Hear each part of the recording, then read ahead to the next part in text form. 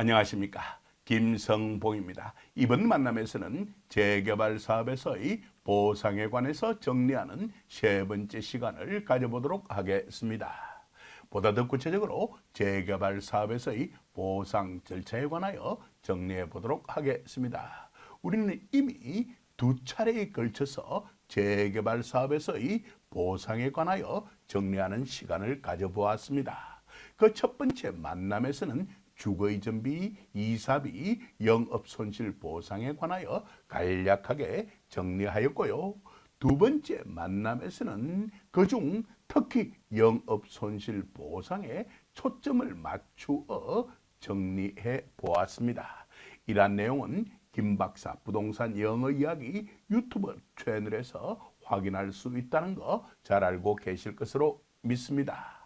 이쯤 해두고 화면 정리하고요. 다음 화면으로 넘어가서 재개발 사업에서의 보상 절차에 관하여 본격적으로 정리해 보도록 하겠습니다. 다음 화면으로 넘어가겠습니다.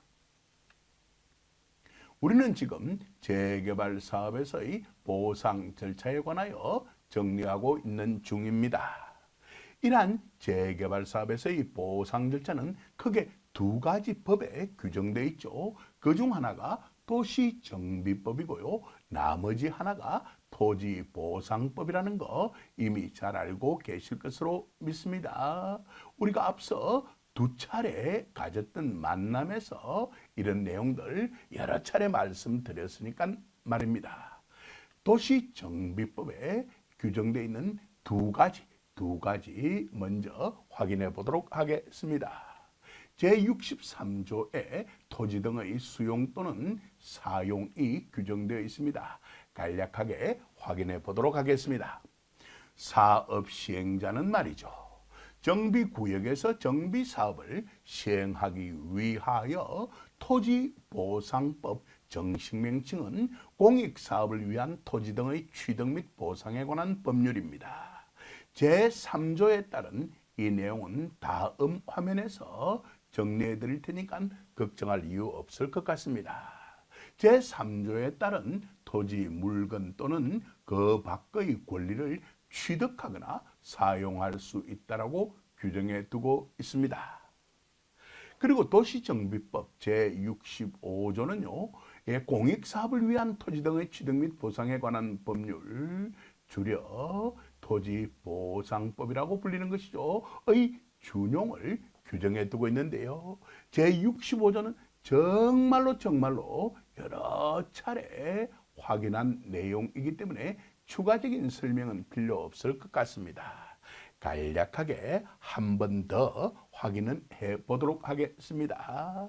제65조 제2항부터 제4항까지는 편의상 생략을 하고요. 제1항 간략하게 확인해 보도록 하겠습니다. 정비구역에서 정비사업의 시행을 위한 토지 또는 건축물의 소유권과 그 밖의 권리에 대한 수용 또는 사용은요. 이 법, 구체적으로 도시정비법이죠. 이 법에 규정된 사항을 제외하고는 토지보상법을 준용한다라고 규정해 두고 있습니다. 단서가 붙어 있죠. 다만 정비사업의 시행에 따른 손실보상의 기준 및 절차는 대통령령, 구체적으로 시행령 제54조도에 이 또한 여러 차례 정리하였으니까 추가적인 설명 필요 없을 것 같습니다. 필요하면 확인해 보시기 바랍니다. 시행령 제54조로 정할 수 있다라고 규정해 두고 있습니다. 이쯤 해두죠. 자, 이쯤 해두고 화면 정리하고요. 다음 화면으로 넘어가서 토지보상법에 규정되어 있는 보상 절차 확인해 보도록 하겠습니다. 다음 화면으로 넘어가겠습니다.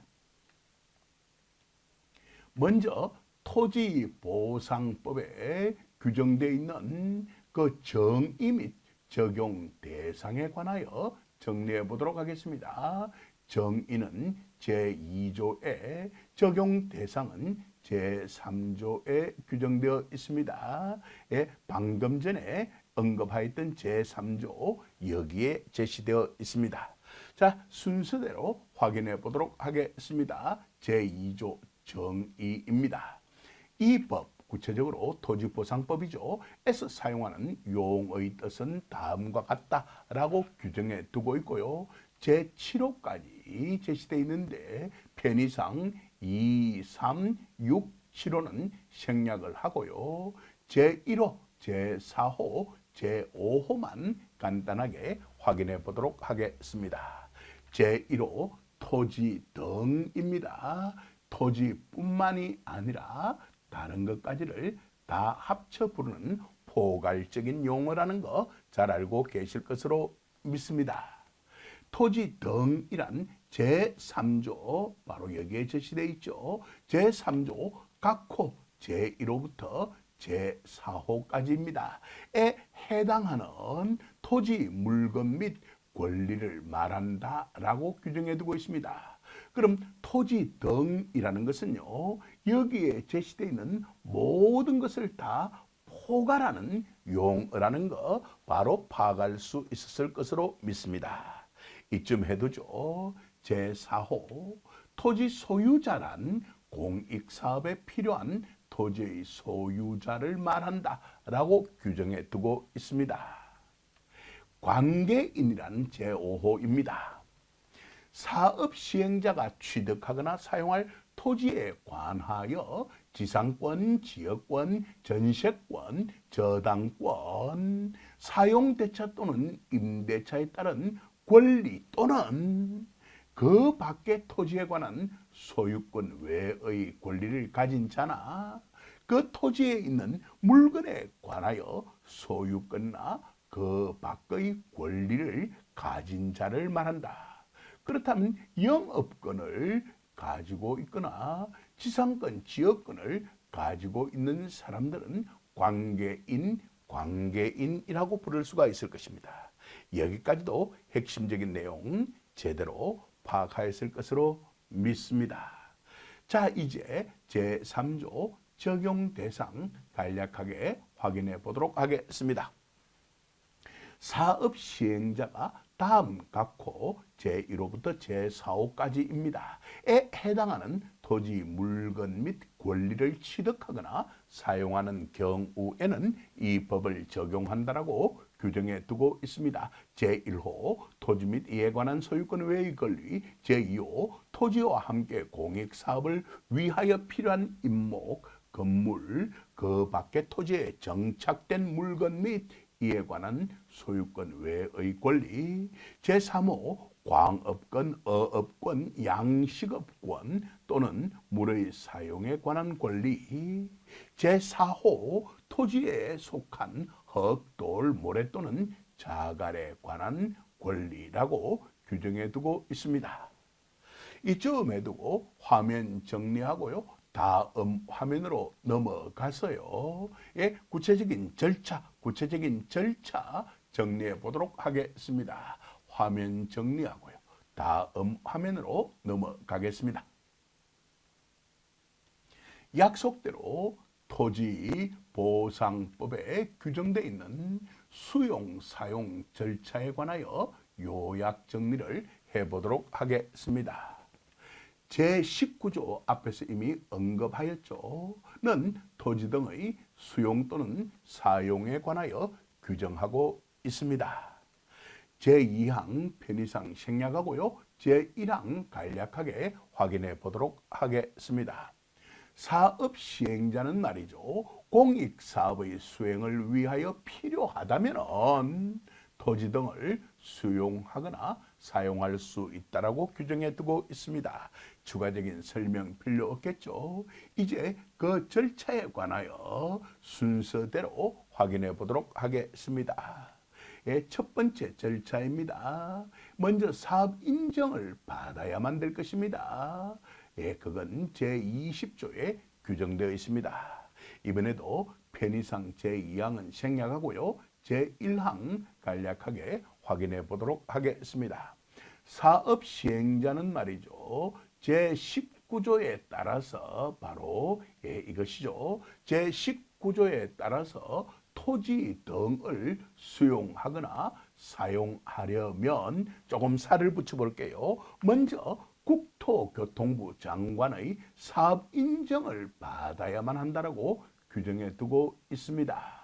예, 마음대로 남의 물건을 수용, 사용할 수는 없겠다라는 겁니다. 국토교통부 장관의 사업 인정부터 먼저 받아야만 다음에 토지 등을 수용이나 사용할 수 있겠다라는 겁니다. 여기까지도 핵심적인 내용 파악했을 것으로 믿습니다. 예, 그렇게 인정을 받았다면 인정을 받았다는 고시가 있어야만 할 것입니다. 그게 바로 두 번째 절차인 제22조입니다. 제22조는 사업 인정의 고시를 규정해 두고 있습니다. 자, 제22조 확인을 위하여 화면 정리하고요. 다음 화면으로 넘어가겠습니다. 두 번째 절차입니다. 첫 번째 절차는 제20조 사업 인정이었고요. 이어서 두 번째 절차 제22조 사업 인정의 고시 정리해 보도록 하겠습니다. 편의상 제2항은 생략하고 제1항과 제3항 확인해 보도록 하겠습니다. 국토교통부 장관은 말입니다. 사업 인정을 해 주었다면요. 생략된 부분은 그 내용이 관련되어 있겠죠. 지체 없이 그 뜻을 통지를 하고 알려주고요. 그리고 관보에 고시를 하여야만 합니다. 국토교통부 장관은 중앙행정기관의 장이기 때문에 관보라는 기관지에 고시해야 되겠죠. 만약에 지방자치단체장이었다면 이 정도만 적을게요. 지방자치단체장이었다면 관보가 아니라 공보에다가 고시를 하여야만 할 것입니다. 여기까지도 핵심적인 내용 파악가 있을 것으로 믿습니다. 관보와 공보의 차이점에 대해서도 이미 앞에서 여러 차례 정리해 드렸으니까 이해하는데 어려움은 없을 것으로 믿습니다. 자, 그 다음 제3항입니다. 사업 인정은요, 제1항에 따라 고시한 날부터 그 효력이 발생한다라고 규정해 두고 있습니다. 그래서 고시가 중요한 역할을 한다라는 것입니다. 여기까지도 이해하셨을 것으로 믿습니다. 자, 화면 정리하고 이어갈게요. 이처럼 사업 인정 고시가 이루어졌다면 이제 협의를 하든 협의가 이루어지지 않았을 경우에서는 재결을 하든 해야만 할 것입니다. 어때요? 순식간에 핵심적인 내용들이 파악되기 시작하죠. 세 번째 절차는 바로 협의 등 절차의 준용이고요. 네 번째 절차는 재결의 신청입니다. 각각 세 번째, 네 번째 절차로서 정리하도록 하겠습니다. 먼저 제26조 협의 등 절차의 준용 정리해 보도록 하겠습니다. 이번에도 편의상 제2항은 생략하고요. 제1항 간략하게 정리해 보도록 하겠습니다. 사업 인정을 받은 사업 시행자는 말입니다. 토지 조서 및 물건 조서의 작성을 해야 될 것이고요. 그리고 보상 계획을 공고, 통지, 열람해야만 할 것입니다. 공고도 해야 되고 통지도 해야 되고 뿐만 아니라 열람까지 하여야 합니다. 이러한 일련의 과정을 소홀하게 해서는 문제가 생기겠죠. 그리고 보상액의 산정과 토지 소유자 및 관계인과의 협의 절차를 거쳐야만 할 것입니다. 당연한 이야기들이죠. 이 다음의 내용은 일부 생략을 하였습니다. 여기까지도 핵심적인 내용 파악하였을 것으로 믿습니다. 이러한 협의 절차를 진행하는 데 있어서 중요한 역할을 하는 기구가 바로 보상협의회이고요. 이는 제82조에 규정되어 있습니다. 그리고 중요한 보상액의 산정은 제68조에 규정이 되어 있습니다. 대단히 중요한 내용이기 때문에 필요하다면 제68조 보상액의 산정 꼭 확인해 보시기 바랍니다. 저는 편의상 제82조 보상협의회에 관하여 간략하게 정리해 보도록 하겠습니다. 이러한 제82조와 제68조는 말입니다. 손실보상 대상자의 권리 보호 목적으로 규정되어 있는 것으로서 대단히 중요한 역할을 하는 것입니다. 이쯤 해두도록 하겠습니다. 자, 편의상 제2항, 제3항 생략을 하고요. 제1항 일부만 확인해 보도록 하겠습니다. 제1항에는 제1호부터 제5호까지가 있습니다만 이러한 각 호에 대해서도 생략을 하도록 하겠습니다. 자, 제1항 일부 간략하게 정리해 보도록 하겠습니다. 보상협의회입니다. 필요한 경우요, 다음 각 호의 사항을 협의하기 위하여 보상협의회를 둘 수 있다라고 규정해 두고 있습니다. 뭐 둘 수도 있고 두지 않을 수도 있습니다. 다만 예외적 단서가 이어져 있습니다. 다음과 같은 경우에서는 조금 살을 붙여볼게요. 반드시 두어야 합니다. 의무적인 사항으로 변하게 되더라는 겁니다. 자, 그건 바로 대통령령, 구체적으로 제44조의 2입니다. 시행령 제44조의 2입니다. 필요하면 꼭 확인해 보시기 바랍니다. 어로 정하는 규모, 그 구체적인 내용을 제가 대괄호 속에 옮겨 놓았습니다. 10만 제곱미터 규모입니다. 그 이상의 공익사업을 시행하는 경우에는 대통령령으로 정하는 바에 따라서 보상협의회를 두어야만 합니다. 두고 싶지 않아도 반드시 두어야만 합니다. 이러한 규모 이상의 공익사업을 시행하는 경우에 있어서는 말입니다. 여기까지도 핵심적인 내용은 제대로 파악하였을 것으로 믿습니다. 자, 이쯤 해두고 화면 정리하고요.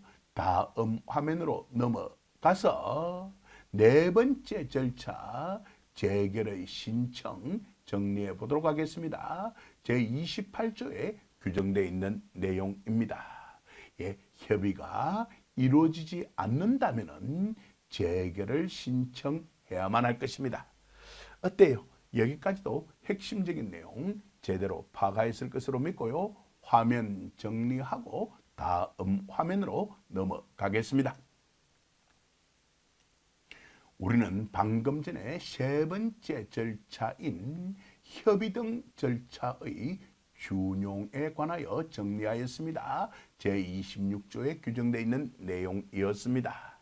이제 약속대로 제28조 재결의 신청 정리해 보도록 하겠습니다. 편의상 제2항 생략을 하고요. 제1항 간략하게 정리해 보도록 하겠습니다. 방금 전에 우리가 다루었던 제26조에 따른 그건 협의였죠. 협의가 성립되지 아니하거나 협의를 할 수 없을 때에는 사업 시행자는 사업 인정 고시가 된 날부터 1년 이내에 대통령령, 구체적으로 시행령 제12조입니다. 어로 정하는 바에 따라서 관할 토지수용위원회에 재결을 신청할 수 있다라고 규정해 두고 있습니다. 관할 토지수용위원회라는 것은 바로 지방토지수용위원회를 가리키는 말이 되겠죠. 부산 같으면은 부산광역시에 설치되어 있는 토지수용위원회에 재결을 신청할 수 있다라고 규정해 두고 있는 겁니다. 여기까지도 핵심적인 내용 제대로 파악하였을 것으로 믿습니다. 만약 사업 시행자가 재결을 신청하지 않는다면 다섯 번째 절차로서 재결 신청을 청구하는 것을 규정해 둘 필요가 있을 것입니다. 그게 바로 제30조 재결 신청의 청구입니다. 편의상 제3항은 생략하고요. 제1항과 제2항만 간략하게 확인해 보도록 하겠습니다. 사업 인정 고시가 된 후 협의가 성립되지 아니하였을 때에는요. 토지 소유자와 관계인 어때요? 예, 제28조에서 이 주체는 사업 시행자였고요. 예, 제30조의 제1항의 주체는 토지 소유자와 관계인입니다. 그럼 이분들은 직접 재결 신청을 할 수 없을 테니까 그러한 재결 신청을 해주세요 라고 청구할 수 있다라고 규정해 둘 수밖에 없을 겁니다. 어때요? 순식간에 핵심적인 내용은 파악되고 있죠. 나머지 부분들 확인해 보도록 하겠습니다. 토지 소유자와 관계인은 대통령령 구체적으로 시행령 제14조입니다. 이것도 시간이 허락되면 꼭 확인해 보십시오. 대단히 중요한 내용이 규정되어 있습니다. 저는 편의상 지금은 다루지 않겠습니다. 시행령 제14조입니다. 로 정하는 바에 따라 서면으로 사업 시행자에게 재결을 신청할 것을 청구할 수 있다고 규정해 두고 있습니다. 제2항입니다. 이러한 청구를 받은, 조금 살을 붙여 이어갈게요. 청구를 받은 사업 시행자는요, 제1항에 따른 청구를 받았을 때는 그 청구를 받은 날로부터 60일 이내에 대통령령으로 정하는 바에 따라서 관할 토지수용위원회에 재결을 신청하여야 한다라고 의무 규정을 해두고 있습니다. 예, 의무 규정을 해두고 있습니다. 어때요? 이렇게 맥이 다 있겠죠. 자, 여기까지도 핵심적인 내용 파악했을 것으로 믿습니다. 자, 예, 이처럼 재결 신청이 이루어졌을 때 이제 열람 과정이 필요할 것입니다. 예, 이것은 제31조에 규정되어 있고요. 우리는 이것을 6번째 절차로 곧 다룰 것입니다. 예, 6번째 절차 제31조 열람을 정리하기 위하여 화면 정리하고요. 다음 화면으로 넘어가겠습니다. 자, 이제 약속대로 6번째 절차 제31조 열람을 정리해 보도록 하겠습니다. 예, 이러한 열람은 제28조, 제30조에 뒤이어 나타나는 절차이죠. 제28조 재결의 신청, 제30조 재결 신청의 청구이었습니다. 여기까지도 핵심적인 내용 파악하였을 것으로 믿습니다. 자, 제1항, 제2항으로 구성되어 있는데 확인해 보도록 하겠습니다. 제49조라는 것은요, 바로 중앙토지수용위원회 또는 지방토지수용위원회에 관해 규정해 두고 있는 것입니다. 제49조에 따른 중앙토지수용위원회 또는 지방토지수용위원회는 제28조 제1항에 따라서 재결 신청서를 접수에 확인 바로 되고 있죠. 하였을 때는 대통령령으로 정하는 바에 따라 지체 없이 이를 공고하고 공고한 날로부터 14일 이상 관계 서류의 사본을 일반인들이 열람에 할 수 있도록 하여야 한다라고 규정해 두고 있습니다. 추가적인 설명이 필요 없을 정도 맞죠? 제2항입니다. 토지수용위원회가 제1항에 따른 공고를 하였을 때는 관계 서류의 열람 기간 중에 토지 소유자 또는 관계인은 의견을 제시할 수 있을 것입니다. 그렇게 규정해 두고 있습니다. 자, 그런 다음 이제 심리가 이루어질 것입니다. 이는 제32조에 규정되어 있습니다. 세 가지 항으로 구성되어 있는데요. 확인해 보도록 하겠습니다. 제1항, 토지수용위원회는요, 열람기간이 끝났을 때에는요, 즉 지났을 때에는 지체 없이 조사 및 심리를 하여야 한다라고 규정해 두고 있습니다. 그리고요, 제2항, 토지수용위원회는 심리를 할 때 필요하다고 인정하면 사업 시행자 토지 소유자 및 관계인을 출석을 시켜 그 의견을 진술하게 할 수 있다라고 규정해 두고 있고요. 제3항 토지수용위원회는 사업시행자, 토지 소유자 및 관계인을 출석하게 하는 경우에는요, 사업시행자, 토지 소유자 및 관계인에게 미리 그 심리의 일시 및 장소를 통지하여야만 한다라고 규정해 두고 있습니다. 여기까지도 핵심적인 내용 파악했을 것으로 믿습니다. 자, 이러한 심리를 하면서 화해를 권고하기도 하고, 그래도 화해가 되지 않는다면 재결을 하게 될 텐데, 무한정의 기간을 줄 수는 없을 테니까 그 재결 기간 또한 규정이 되어 있을 것입니다. 이러한 내용을 이어서 다루게 될 것입니다. 8번째, 9번째, 10번째 절차로서 말입니다. 자, 이쯤 해두고 화면 정리하고요. 다음 화면으로 넘어가겠습니다. 예고해드렸던 대로 제33조 화해의 권고, 제34조 재결, 제35조 재결 기간 정리해 보도록 하겠습니다. 자, 먼저 8번째 절차로서 제33조 간략하게 정리해 보도록 하겠습니다. 편의상 제2항부터 제3항까지는 생략하고요. 제1항 간략하게 정리해 보도록 하겠습니다. 토지수용위원회는 말입니다, 재결이 있기 전에는 그 위원 3명으로 구성되는 소위원회로 하여금 사업시행자, 토지 소유자 및 관계인에게 화해를 권고하게 할 수가 있다고 규정해 두고 있습니다. 추가적인 내용 일단 생략하도록 하겠습니다. 화해가 이루어진다면 좋겠지만 그렇게 되지 않는 경우에서는 재결을 할 수밖에 없을 것입니다. 어때? 여기까지도 핵심적인 내용 파악했을 것으로 믿습니다.